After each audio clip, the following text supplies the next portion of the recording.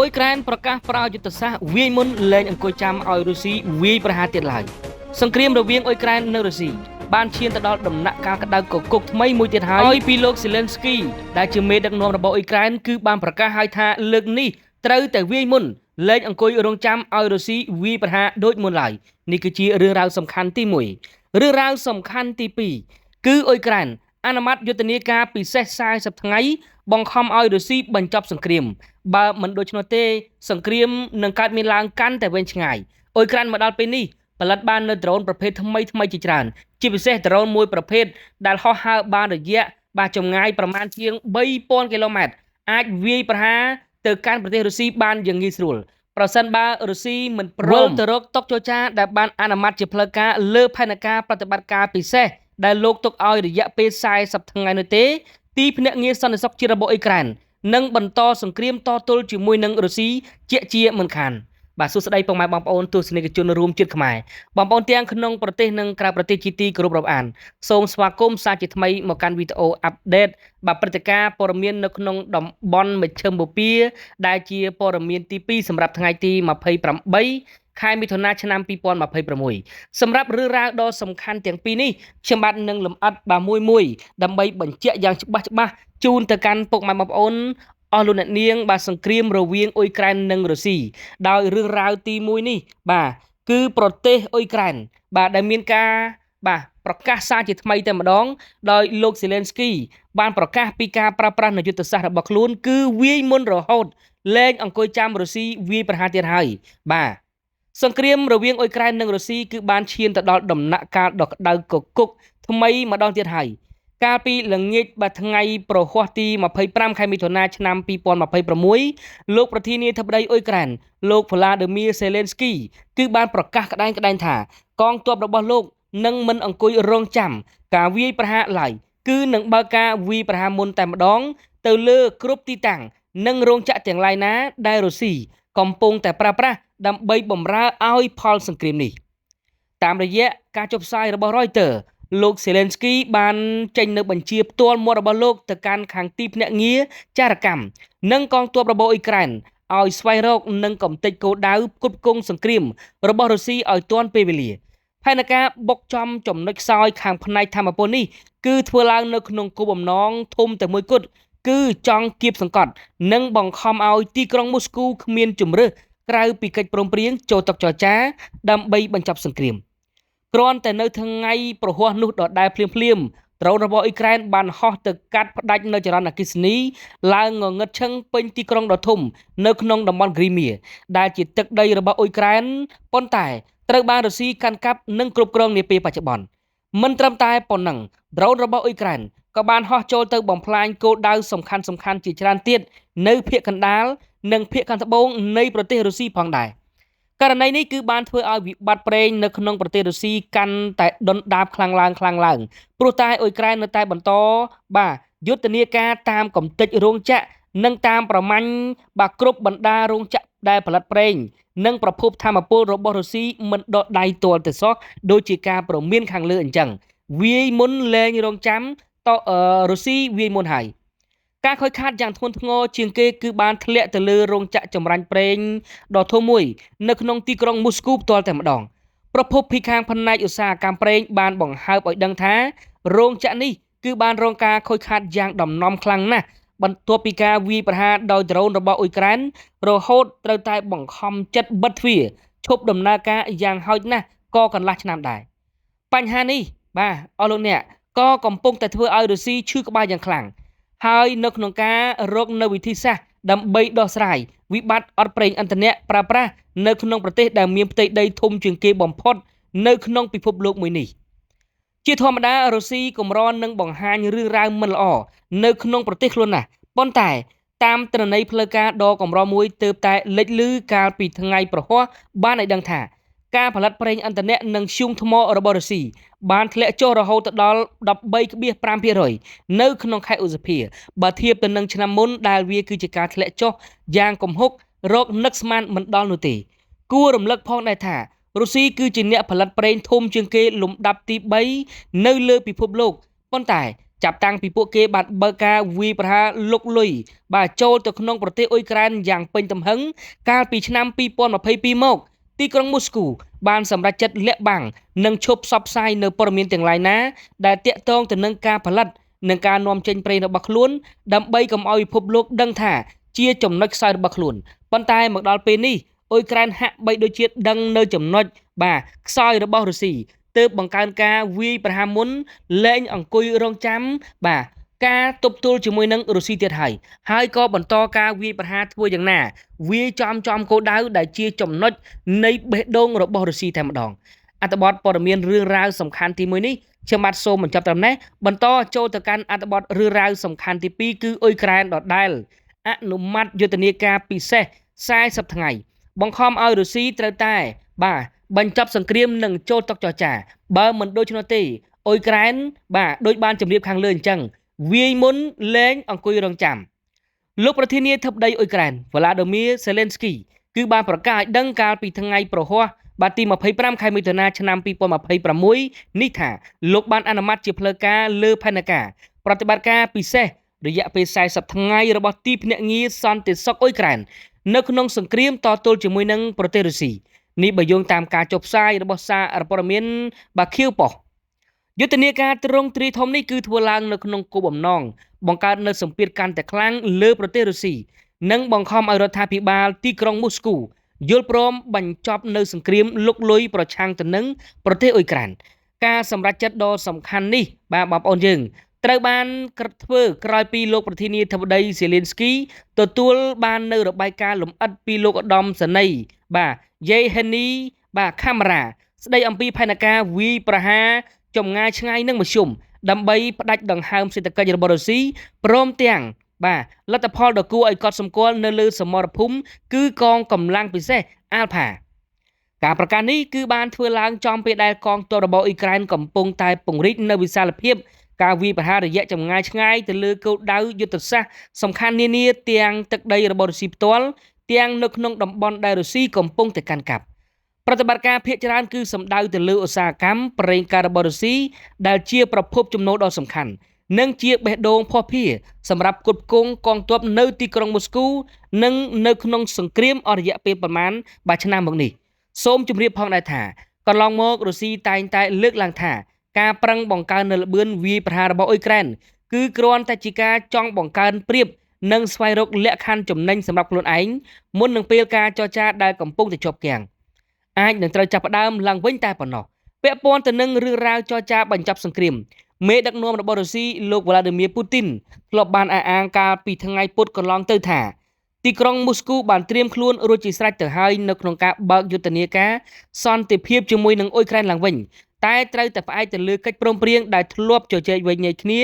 នៅទីក្រុងអ៊ីស្តង់ប៊ុលប្រទេសទូគីនិងការពិភាក្សានៅសហរដ្ឋអាមេរិករួមទាំងមើលពីស្ថានភាពជាក់ស្ដែងនៅលើសមរភូមិនាពេលបច្ចុប្បន្នអស់លោកអ្នកនេះគឺជាបាទសម្ដីរបស់លោកបាទ Vladimir Putin ដែលលោកបានលើកឡើងឲ្យថាកិច្ចព្រមព្រៀងសន្តិភាពនេះអាចនឹងកើតមានឡើងប៉ុន្តែត្រូវតែរងចាំមើលអ៊ុយក្រែនសិនតើអ៊ុយក្រែនមានចិត្តត្រជាក់ហើយឬនៅ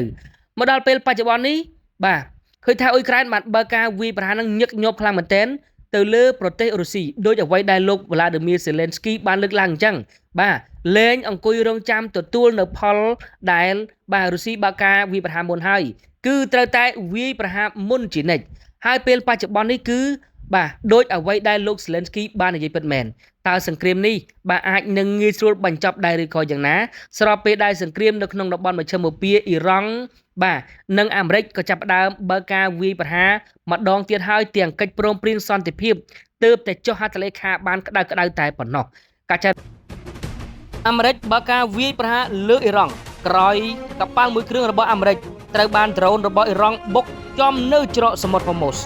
ភាពតានតឹងរវាងអាមេរិកនិងអ៊ីរ៉ង់បានផ្ទុះឡើងសារជាថ្មីម្ដងទៀតបន្ទាប់ពីកងទ័ពដែនអាកាសរបស់អាមេរិកបានបើកការវាយប្រហារទៅលើទីតាំងស្តុកគ្រាប់មីស៊ីលនិងដ្រូននិងប្រព័ន្ធរ៉ាដារបស់អ៊ីរ៉ង់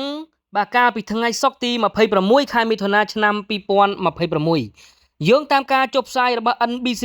ការសម្រេចចិត្តបាញ់សងសឹកលើកនេះ បានធ្វើឡើងភ្លាមៗបន្ទាប់ពីមានការវាយប្រហារដោយ drone ទៅលើកប៉ាល់ដឹកទំនិញមួយគ្រឿងដែលកំពុងតែដំណើរឆ្លងកាត់ច្រកសមុទ្រ Hormuz ដែលជាផ្លូវទឹកដ៏មានសារៈសំខាន់បំផុតមួយសម្រាប់ពាណិជ្ជកម្មពិភពលោកលោកប្រធានាធិបតីអាមេរិកលោក Donald Trump បានចាត់ទុកទង្វើរបស់អ៊ីរ៉ង់ថាគឺជាការរំលោភលើកិច្ចព្រមព្រៀងបទឈប់បាញ់យ៉ាងធ្ងន់ធ្ងរអ៊ីរ៉ង់ត្រូវបានចោទប្រកាន់ថាបានបង្ហោះ drone យ៉ាងហោចណាស់4គ្រឿងសម្ដៅទៅរកកប៉ាល់ដឹកទំនិញនានាលោក Donald Trump បានសរសេររៀបរាប់នៅលើបណ្ដាញសង្គមត្រាស់សូសលដោយលោកបានលើកឡើងថា drone មួយគ្រឿងបានហោះទៅបុកចំផ្នែកខាងលើនៃកប៉ាល់ដឹកទំនិញចំណែកឯ drone 3គ្រឿងទៀតត្រូវបានកងទ័ពអាមេរិកបាញ់ទម្លាក់ទាន់ពេលវេលាកប៉ាល់ដែលរងគ្រោះនោះដែលមានឈ្មោះថាបាន MV Evalually គឺជាកប៉ាល់ដឹកទំនិញដែលបានដោតទង់ជាតិសង្ហបុរីដែលកំពុងតែធ្វើដំណើរចាកចេញពីច្រកសមុទ្រ Hormuz ក្បែរសមុទ្រនៃប្រទេសអូម៉ង់ការបាញ់ប្រហារនេះគឺបានធ្វើឲ្យខាងភៀកគីអាមេរិកខឹងសម្បាយ៉ាងខ្លាំងព្រោះកិច្ចព្រមព្រៀងបទឈប់បាញ់រវាងប្រទេសទាំងពីរទើបតែនឹងត្រូវបានចុះហត្ថលេខាកាលពីសប្តាហ៍មុនតែប៉ុណ្ណោះ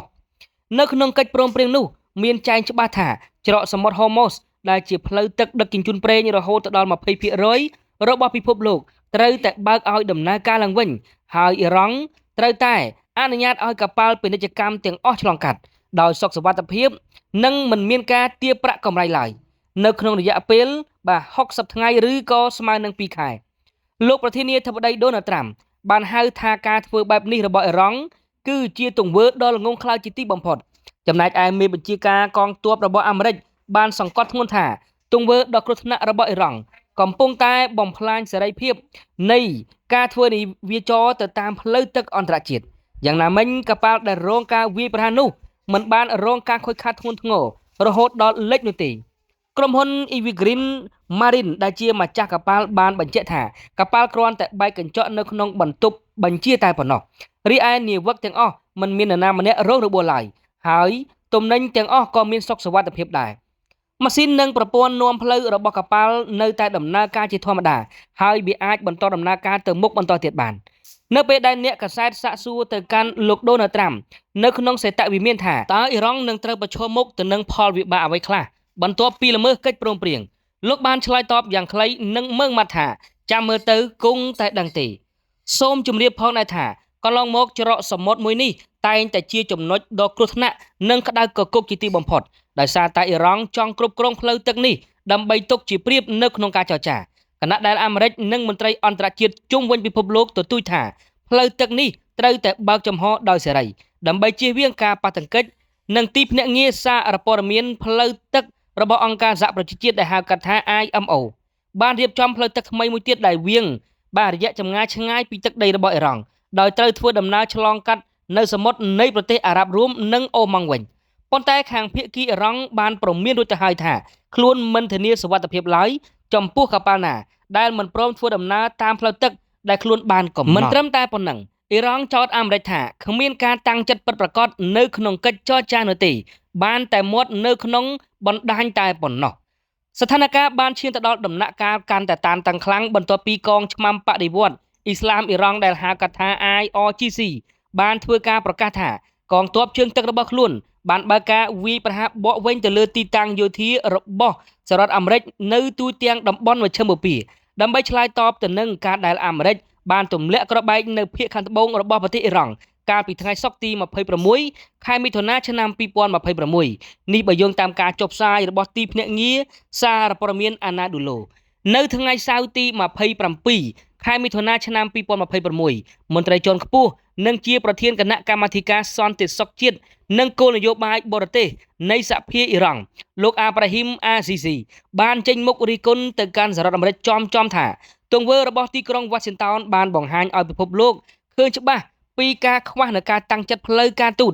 និងកិច្ចព្រមព្រៀងបទឈប់បាញ់លោកបានសង្កត់យ៉ាងធ្ងន់ថាអាមេរិកបានលួចវាយប្រហារទៅលើអ៊ីរ៉ង់ទាំងដែលភាគីទាំងពីរកំពុងតែស្ថិតនៅក្នុងការចរចាលោក RCC បានថ្លែងដោយវាយប្រហារខ្លាំងៗទៅលើលោកប្រធានាធិបតីអាមេរិកលោក Donald Trump ថាប្រធានាធិបតីអាមេរិកដែលបរាជ័យរូបនេះបានបង្ហាញឲ្យឃើញថាគាត់មិនមានការគោរពឬតាំងចិត្តចំពោះគោលការណ៍ចរចាឬកិច្ចព្រមព្រៀងបទឈប់បាញ់ណាមួយឡើយ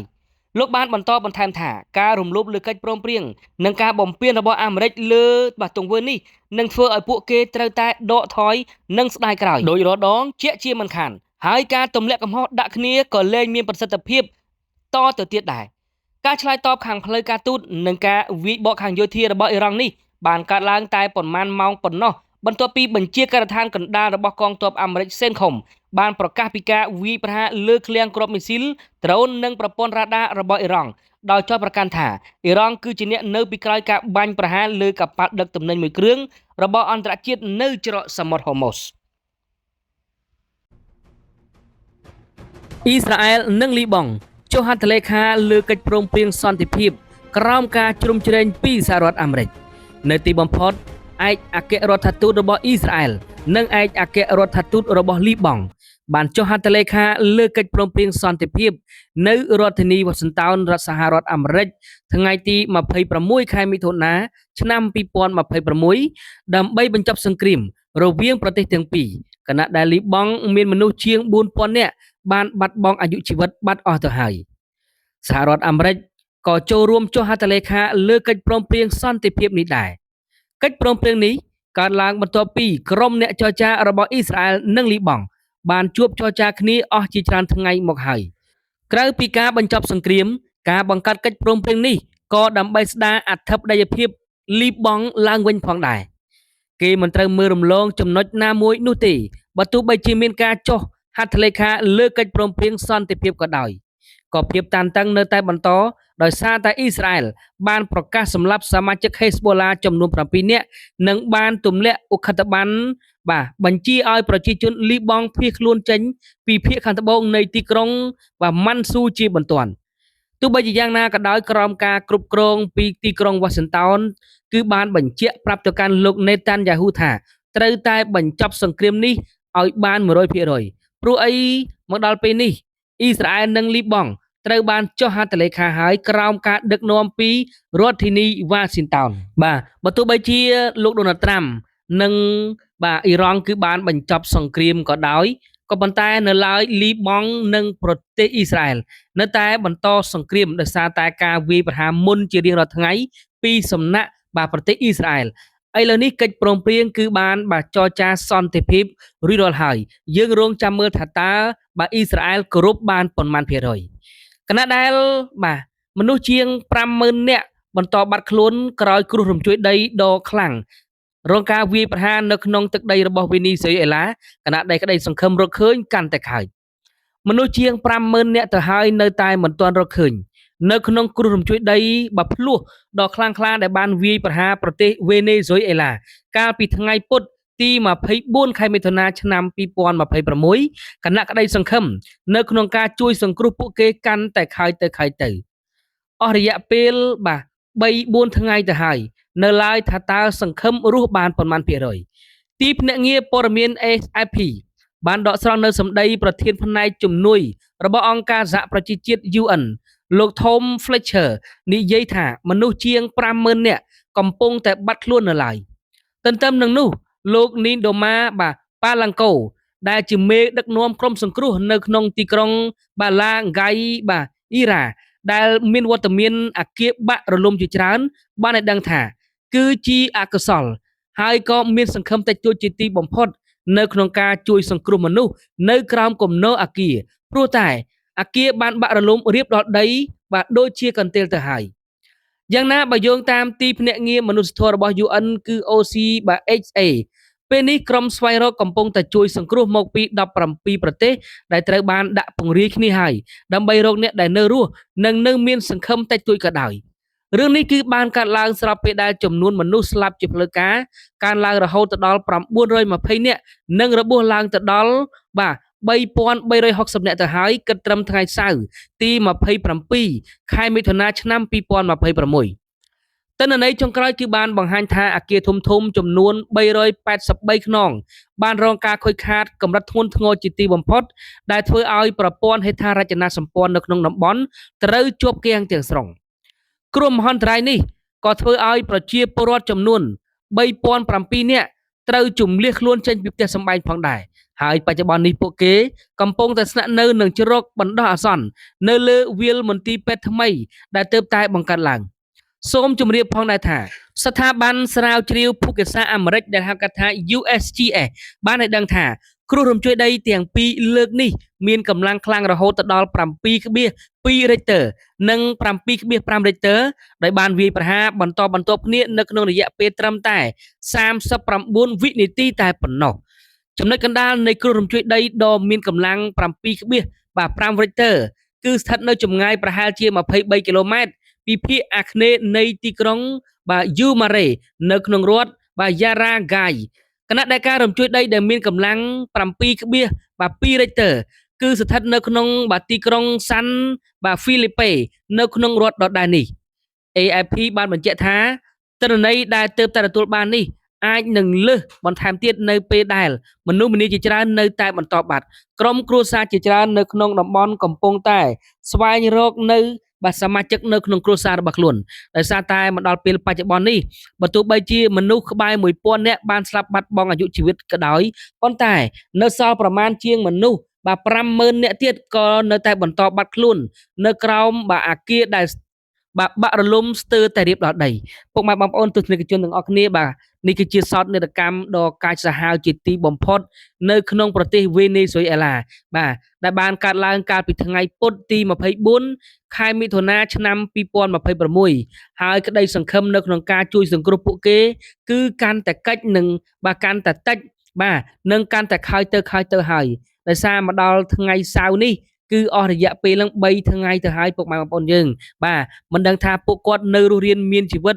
ឬក៏យ៉ាងណាទេបាទក្រោមការស្ទង់មតិបាទរបស់US GS បានឲ្យដឹងថាមនុស្សអាចនឹងស្លាប់កើនឡើងរហូតទៅដល់ជិត 10,000 នាក់ប្រសិនបើរកឃើញទាំងអស់ព្រោះថ្ងៃពុធគឺជាថ្ងៃដែលឈប់សម្រាកនៅក្នុងប្រទេសវេណេស៊ុយអេឡាប្រជាជនទាំងអស់គឺសម្រាកនៅក្នុងផ្ទះរបស់ពួកគាត់ដូច្នេះហានិភ័យនៃការស្លាប់បាត់បង់អាយុជីវិតអាចនឹងច្រើនការចែករំលែកនៅព័ត៌មានខ្លីរបស់ខ្ញុំបាទបញ្ញាញ់ក៏ដល់ទីបញ្ចប់ដែរពុកម៉ែបងប្អូនយើងបាទអរគុណច្រើនជុំរៀបលា